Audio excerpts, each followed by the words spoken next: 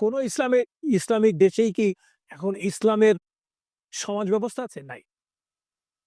মদিনার তখন সামাজিক অবস্থা কি ছিল?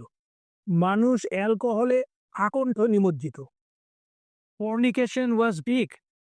Prostitutions were there always in Medina.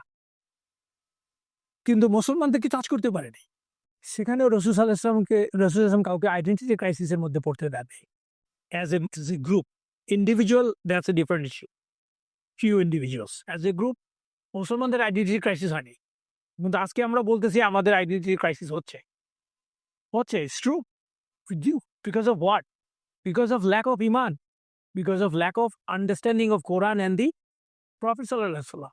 এটা যদি আমাদের ওই জন্য যদি আমরা আমাদেরকে স্টাডি করতে হবে। Otherwise we can't come out of that problem.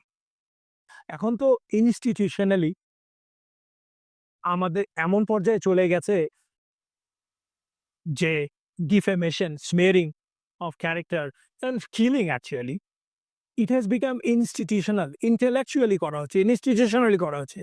And few Muslim country সেই কাজ করছে। কোনো ইসলামিক দেশেই কি এখন ইসলামের সমাজ ব্যবস্থা আছে? নাই। কেন নাই? There are a lot of reasons এবং এটা ডিবেট করা যাবে এই ব্যাপারে যারা সমাজবিজ্ঞানী আছেন তারা আমাদের চেয়ে ভালো বলতে পারবে। But as a Muslim we have some say. কেন নাই? As a Muslim we should say that we are not performing Islam the way we are supposed to perform Islam. And what is that way? That's the way of Prophet Muhammad sallallahu alaihi wasallam. এখন এমন একটা অবস্থা হয়ে গেছে যে এই বর্তমান দুনিয়াতে in the name of freedom of choice, freedom of speech, liberalism, এমন অবস্থা হয়ে গেছে যে at the end of the day, if you can't follow them, you will be subjugated by medias, by institutions, even the intellectual from the universities, teachers. এবং institutionally আইন করা হচ্ছে যে how to be immoral.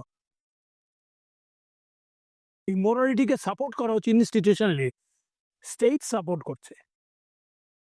তো এইরকম অবস্থাতে এই গ্লোবালাইজেশনের অবস্থাতে মানে আমরা বলি globalisation of resources, globalisation of the ideas.